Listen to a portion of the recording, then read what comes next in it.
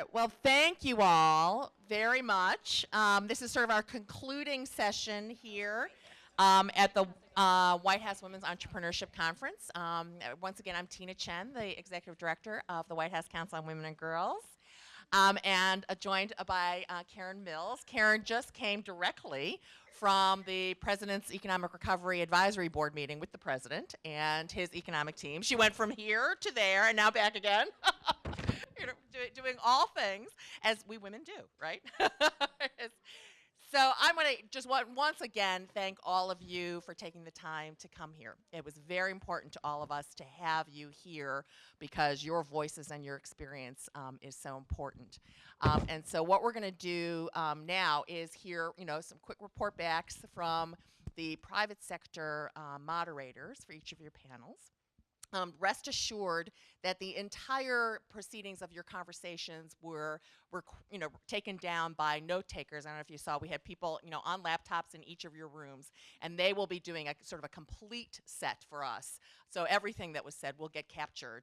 So don't have no fear, because we view that session, as Marie said in the opening, as really one of the key parts of the day, is to get that feedback from all of you who are really experiencing it and on the ground. And before I go to the next step, I want to thank Dr. Becky Blank one more time, because it was really her report and the hard work that she and her staff put into it that sort of helped us get to today and give us that sort of important baseline data that shows us where we've been, but we all now are about sort of where we're going to go next. And so quickly, because I know some folks have got to go fast, we'll sort of do our private sector stuff, and then Karen is I'm going to turn the mic over to Karen for some final comments. So first, we had each of the panels, as you all know, had a private sector and a public sector co-moderators. We've asked actually the private sector folks to do the report back, but I also want to acknowledge the public sector moderator for each. So the first group we're going to hear from was led by Nani Coloretti from Treasury, the Department of Treasury. Nani, if you can stand up so we can recognize you. And we will hear from Dina Powell from Goldman Sachs, who was our private sector moderator. Dina? Thanks so much, Tina. We had a great session, I have to say. We could have kept going and going, as I'm sure many of you could. I want to say that the missing middle question was, I think, the one that really resonated, and I'm seeing some nodding.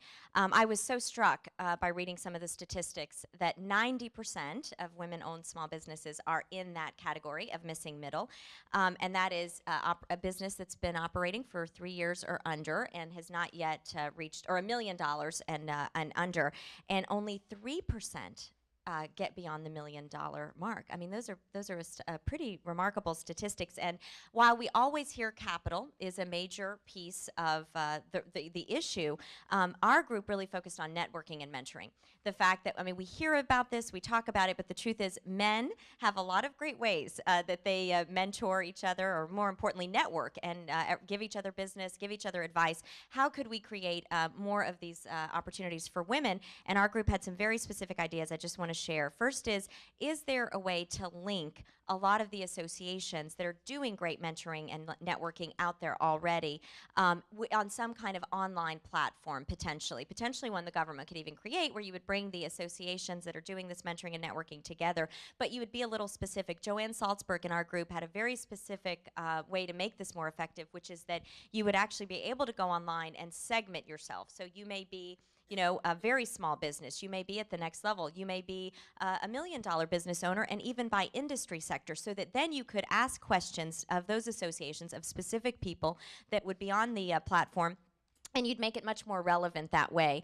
I also have to say that there was so much enthusiasm for people. Where's Teresa, our amazing small business owner, Teresa would love to get online after all that she does all day and mentor some women, but really, where is that business platform? So for our great SBA administrator, we have a new idea for you, which is Small Business Women for America. Like a Teach for America, but small business women would actually sign up, do it virtually after we put the kids to bed and all of our work for the day. And I I thought that was a very good idea. I also did want to make sure I made the point, though, that where's Roz said, let's not forget about the men. We need to make sure the men are part of that because we can't, create two different worlds. On venture capital, again, very, very specific ideas. That angel investing, we talk so much about how you need that. Karen herself always talks about where is that capital, but two specific and I think easy things to approach are why aren't there more female angel investors out there, and what can we do to create that new leadership pipeline? And then very specifically, Marianne Hudson said that in Kansas City and in Pittsburgh, the SBDC counselors wanted to make recommendations to the angel investors, wanted to recommend and refer their clients, but they didn't understand the angel system, the venture capital system. So they were actually inviting them to serve on screening panels. And I thought that was a great idea, Karen, if your small business counselors could actually do that. We had a remarkable young woman, small business owner, Letitia Harvey. Where are you, Letitia? Who was with us, and we were just so impressed. She started her business at 19 years old. She has a shoe manufacturing company. She is selling tens of thousands of shoes. It's extremely impressive. But she was very honest about the challenges that I'm sure many young female entrepreneurs face in our country. First of all, as wonderful as many of the government and private sector platforms are, they're not on Facebook, they're not on Twitter, they're not reaching young women so that they can actually get them excited, make it cool to be a small business woman in America, and really think about that. And then importantly, taking her seriously. Where are the mentors and the networks that would just vouch for her so that when she went into a business or a bank, she was taken very seriously. Really just two others that are, I think, very, very important that came out of the young entrepreneurs, and I'm looking at Dr. Patricia Green from Babson College. It was a unanimous vote in our group that you've got to have more entrepreneurship education early.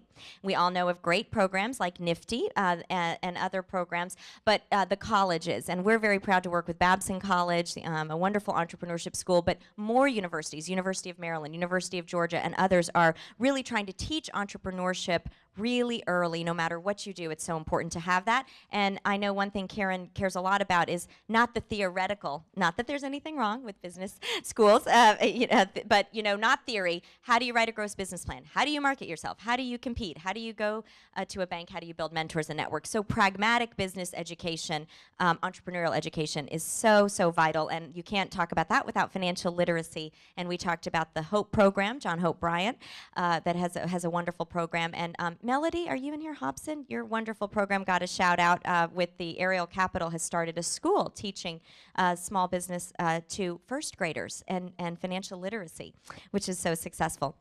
Finally, just a few final thoughts that kind of fall into the startups and workplace category. Measurement, that we're never really going to know how we're doing if these programs don't get measured, and that we've really got to have a government and private sector focus on that. And workplace, it's all about the child care. And I won't make any comments on what government should do since we're nicely being hosted here at the White House, but there were some good ideas about how to really make sure child care is a piece of what we do. So thank you very much. Well, thank you. And thank you, Dina.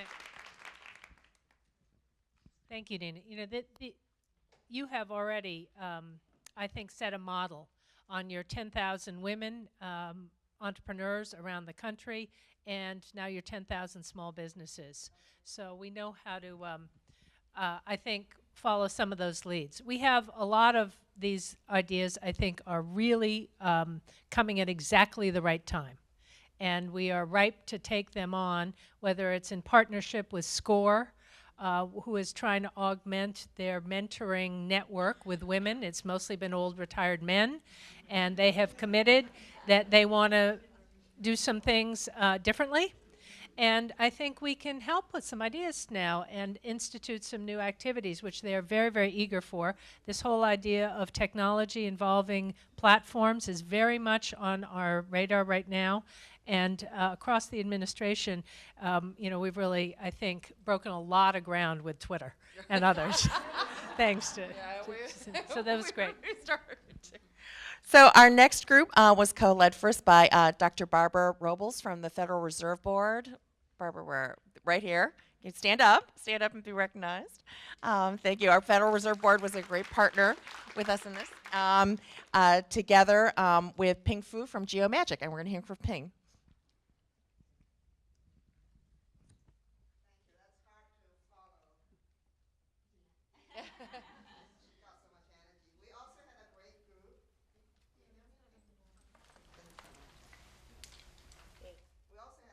Group and lively conversations.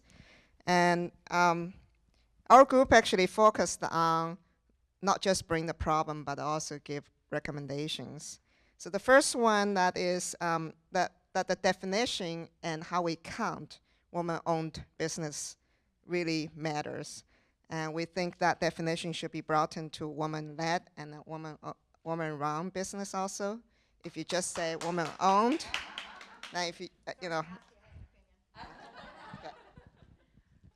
And then also the regulations that related to woman-owned business, in a lot of times, because of this definition that you have to be 51% owned, and you can't be more than a certain number of people and the revenues, that actually creates barrier and does not encourage women to grow business to the higher growth kind of business.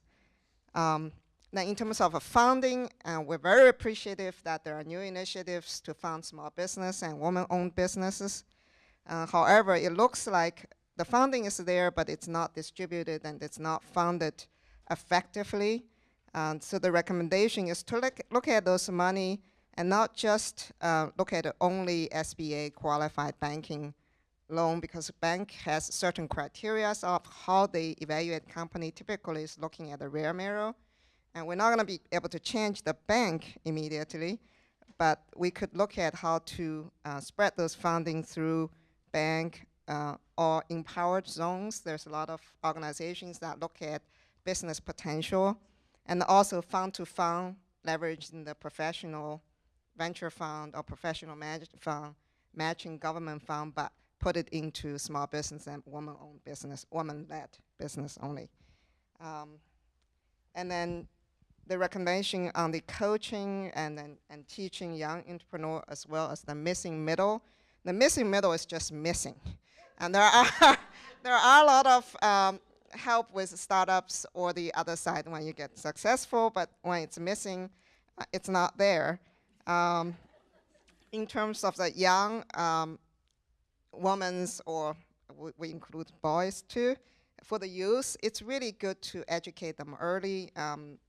One of our only men in the audience said if you educate them early, actually you see 50% man and woman. And our recommendation is to put money into really awesome online content that can be distributed by schools and the young people, they go online. So if you guys have money, put it in creating really awesome content. Creating master apprenticeship type of program rather than just class education. It would be really good if we have like White House entrepreneurial academy where you put some really cool entrepreneur there and they are the master, and then bring in other people in as apprentice, and then they can go actually live in those companies for 3 months or longer. Having tours so people can go see it. So Master Apprentice is the model that we recommend, that you put some funding or program behind it. What else? In terms of education, that we, for youth, pay attention to self-confidence, also entrepreneurial mindset. At that time, they may not writing business plan, but when they see the opportunity, when they see things can be done, when they see women that are cool and hip and running business at the same time and raising great children, then they want to be us.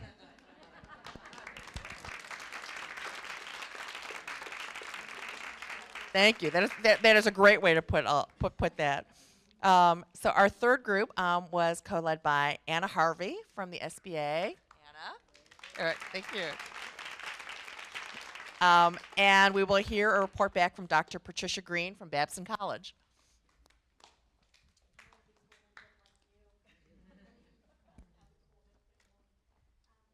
we're sitting here going bingo, bingo, bingo of all the things that have been said that have been spoken about in our groups. But we do have a few others that I'd like to share.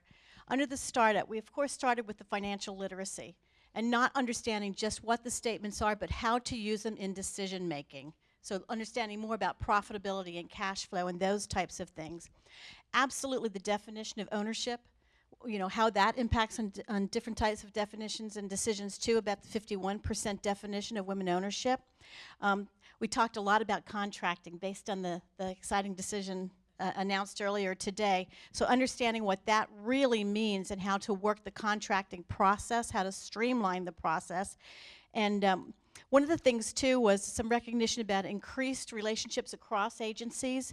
So a question too about the Department of Labor and how that's going to play into more entrepreneurial education. When we got to growth, we really talked too about the fact that there's a lot of different kinds of women business owners with different kinds of businesses, and that's okay. But how do we understand different kinds of needs, that growth is in many different types of industries as well, and working along those lines. The idea came up about focusing on exit strategies. You know, we don't talk about the sale of businesses that much. So this missing middle, helping them understand that they can create businesses of the size that they choose to, but that someone else would like to buy in order to grow their business at some point. So more education around the exit strategies and creation of value, mergers and acquisitions and that type of thing. We did talk about funding, of course, access to capital, and we recognize that most of all of us grew up being told, don't go into debt, don't go into debt, don't go into debt, and recognizing that we all put our safest money in banks. And so how do we align that with now switching to the discussion about we've got access to capital through banks and debt. So helping women better understand how this really works and what it really means when it takes a whole a change in mindset from basically the way we were brought up. So what are different models of funding that would use the community? You know, how do we learn from other types of communities that have done radically different types of funding? And Mary going yes, yes, yes, yes. Mentoring was very important, and that's been mentioned, so I'm not going to go down that line. But relationships also, and relationships that are not just, you know, they're not just women, but all kinds of diversity in building these different kinds of rich relationships. Interesting point that came up, I thought, was understanding the tax implications of different kinds of social businesses. So that sometimes there's not a real category about where these businesses fit into, so understanding that part. And the recognition that there are lots and lots of different kinds of resources out there for women in each of these categories, but how do we know about all of them? How do we connect them? How do we make sure they're not redundant so we can really leverage the resources well? Advisory boards. How do we build the advisory boards? Again, to help think more strategically. And I like this, we're sharing myth busting. So I promise I didn't pay anybody to say this, but more research, you know. I did not pay.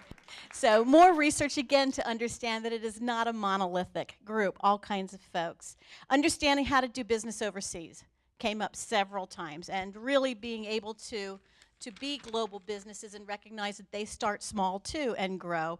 And healthcare, of course, came up. Understanding cost, clarity about what it really means, understanding the process, having the ability to offer, how do they actually do this? When we get into the next ones, the next category about flexibility, recognition that this should be a conversation for businesses owned by everybody, not just by women. But as far as the business implications of it as well, understanding there's some shift in the trends as far as when women are starting their businesses. So what will that mean as far as flexibility overall? Women building virtual companies. How does the HR law basically catch up with virtual employees that could be anywhere working in very different kinds of ways so that women are creating different kinds of jobs and need to be able to manage those different kinds of jobs? And finally, with the youth, early education. You know, maybe it's the kindergarten teachers that we should be working with the most so that women, little girls are thinking about this. You know, if we think about our little girls and we look at the research around that, basically, the research shows that they have smaller visions, they have less confidence, they don't negotiate as well, right down the line. So how do we build up confidence? One idea that I thought, I love this idea, was a campaign around role models of celebrities who also have businesses. And if you remember the old campaign about read, you know, when Harrison Ford and Patrick Stewart said read, I was going to read. You know, so what is a campaign we could have around that, that it's a role model, not just about celebrity for the sake of celebrity or even for the art, but around the business piece of it as well. And so finally, to wrap up, it really was about making the business world in some ways look more desirable. Young girls often think, where's my young business is boring person? There you go. That business is not necessarily boring. It's really how you can accomplish absolutely anything. And that's what our young girls have to understand. Thank you.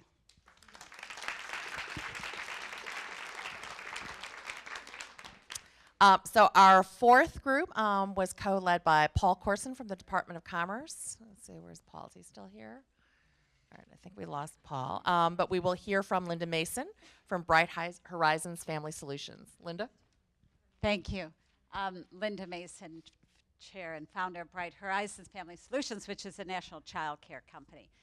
And I'm going to keep my comments short because it's after 4 and I actually have to leave for the airport, and many of the comments that we made in our group were already made, but I'm sure you all felt the building started to shake and you probably saw some steam. Well, that was coming from our room. We had an enormous amount of passion in our group, and I tell you, I left and Sharon and I were talking about if it's so clear to me, get a group of women together, we'll change the world for sure. There was enormous passion. A lot of the passion was around the frustration around access to capital, particularly during these tough economic times, and how, even with the SBA-backed loans, how cumbersome it is for financial institutions to make these loans. And if there's one thing SBA could do is to help streamline the process of applying for these SBA-backed loans. There was also a discussion about other alternative lending institutions popping up that have been perhaps easier to access, and perhaps SBA could create a portal to navigate the financial system, because there are institutions out there that will loan, but how to find them, and maybe to highlight those financial institutions that are making loans to small businesses and highlight those best practices. So there's a great deal of discussion around how to find out information. And if there's one important role that the government can play, could be a portal or convener, or really a platform in which people can find out information. Also, enormous amount of discussion around the importance of technical and assistance and training and education. We also did talk about starting young. We take that responsibility very personally at Bright Horizons, starting young girls and boys learning how to negotiate and to work together and to collaborate and to enterprise. And so, but all the way through, we talked about the needs for entrepreneurial subjects to be incorporated all the way through our educational system, all the way up to higher ed.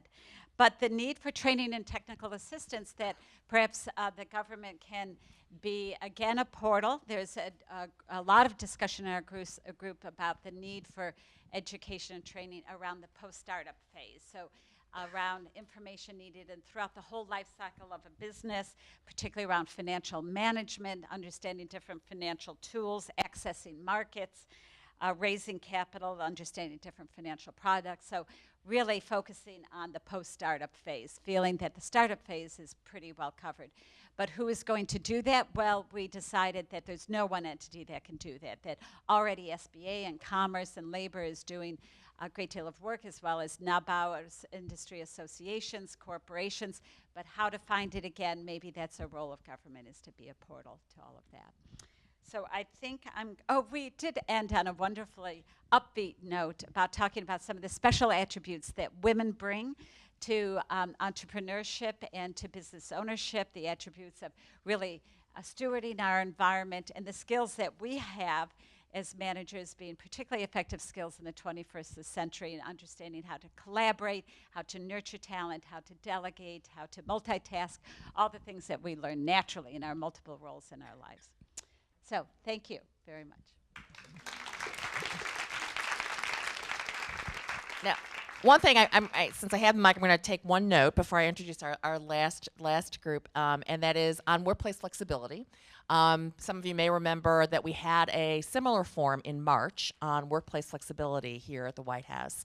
And I'm pleased to announce that the Department of Labor is carrying that conversation forward in the country, and there will be a session later on this month hosted by Secretary Solis and focusing on small business and workplace flexibility for small business. So we'll get that information out to all of you.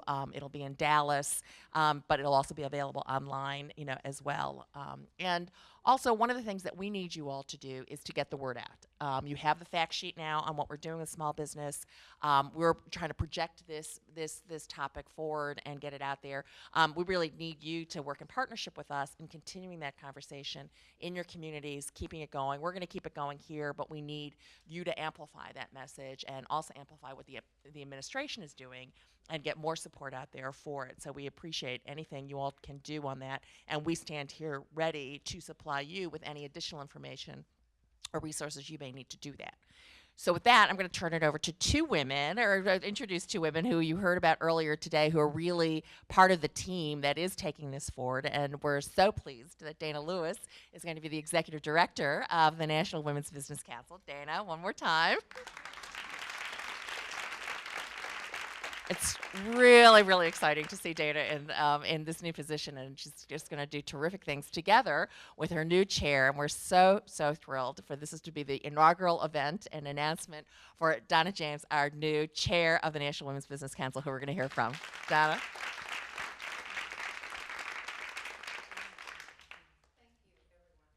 Opportunity. Hopefully I can read my own writing. It's pretty bad, so bear with me.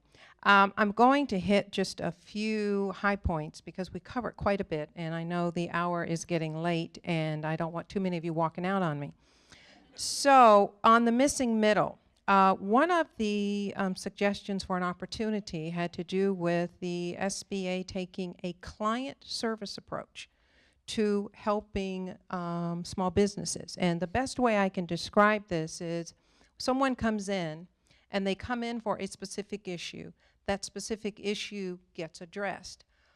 What about sitting down with that person and trying to explore with them, not just asking them, well, what else do you need? Because they may not know.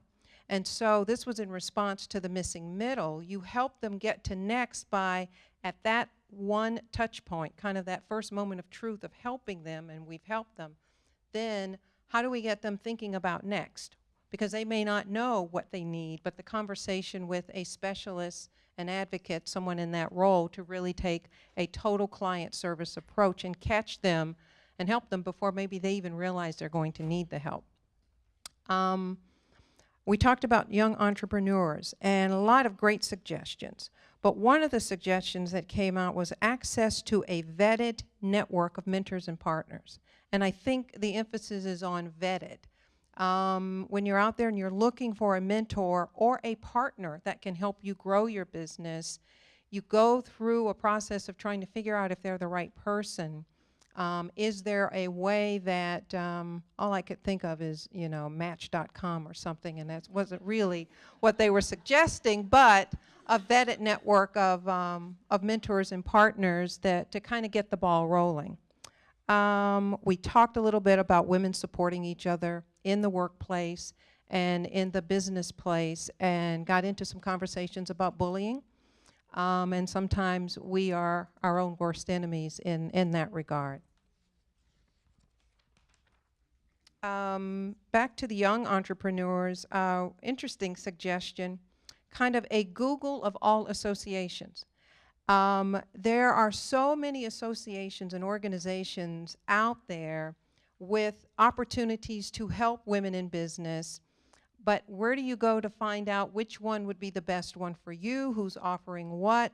So some way to aggregate the opportunities that are out there so that you can go to, the Google of all women for business and figure out, which association or organization is one that could be helpful for you, was a suggestion. And then we also talked about that given there's a plethora of organizations out there with help, we may not know about them. So the question is, do we need to do a better job of marketing and communicating the services that are already available and not just what new services may need to be communicated. The last thing I want to touch on, because we spent a good amount of time on it, appropriately so, was some suggestions around the 5% rule. And probably at the core of this discussion was the concept of needing to make sure that there's access to a number of procurement system reps to break down the contracts.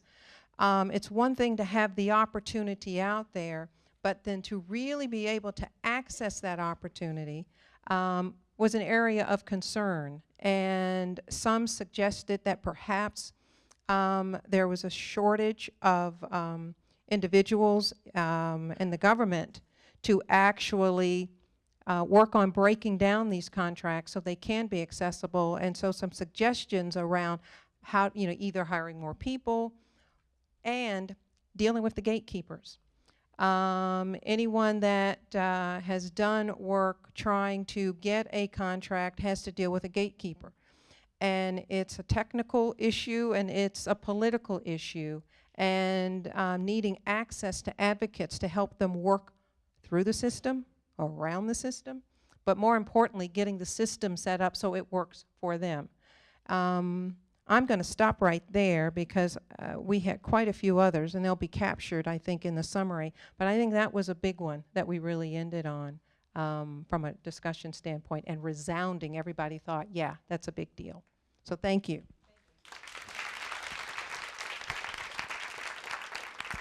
Well, thank you, Donna, and again, welcome.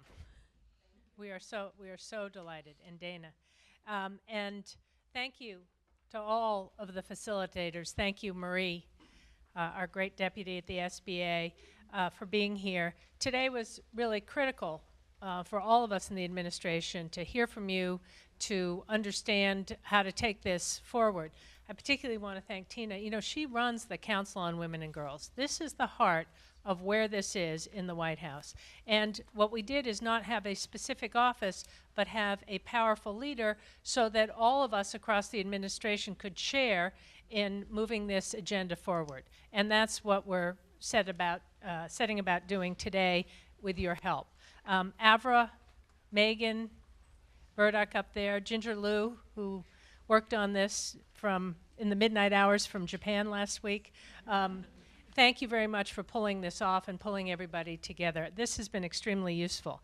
So I come out in that summary with, I'm just going to try 3 because that's a number, but 3 things that I know we're going to take forward.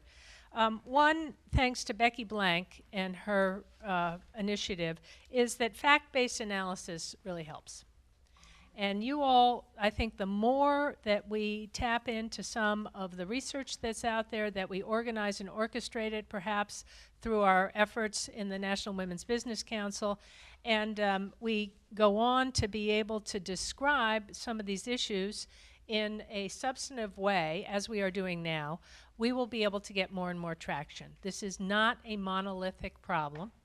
There's no silver bullet answer, as is true with many of these policy issues, but we can get after them one at a time as they get defined. The second is this theme about entrepreneurship and mentoring.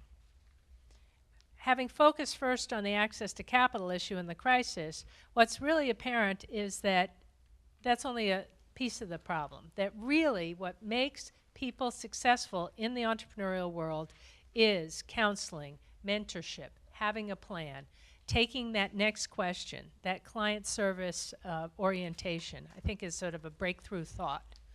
So we have a number of interesting ideas. Also, the White House Entrepreneurial Academy, the portals and the platform, a very, very powerful use of government assets now, something that technology is now just beginning to enable. How do we make all of this information give people access, give people opportunity to connect?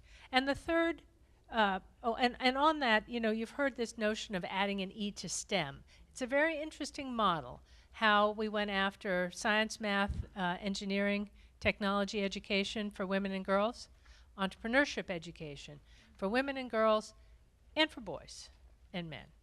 Very, very important as a foundation stone for driving our economic prosperity going forward. And the last piece, I think this comment about the missing middle being missing, something I'm going to take home. We definitely have an issue. It's not fully defined yet, and we don't know all the answers and the solutions. But what we do know is that if we can't get these businesses to grow more, we can't create all the jobs that we need. We've got the potential out there. They get to a threshold. They don't grow into this next phase. We have a lot of tools, and I think this is something that we can take forward. So on the taking forward, we're going to be taking this on the road. And we are going to go to Denver, probably around October 19th, and Philadelphia, tentatively October 26th, letting no grass grow under our feet, moving right on. And there's more to come on that. This is a commitment, you know, I think I've said before, people say, you know, do you care about women in business? And I say, well, I'm a woman, I've owned a business, I've invested in women-owned businesses, I've cared about women-owned businesses, and this is something I know Tina, many of us in this administration, Valerie Jarrett and others, Ginger Lou, have really decided is fundamental. Not just because we care about it, because it is critical to driving the economic prosperity that we have to have in this country. We're not going to be competitive, we're not going to be able to create the jobs unless we give women entrepreneurs all the tools that they need. So thank you very much for coming here. Remember to watch the president. He's going to speak at the Fortune Women's Most Powerful Conference tomorrow night. And thank you very much for being here. So one more thing as you're on your way out. First, I want to recognize Jenny Kaplan, the Deputy Director of the White House Council of Women and Girls.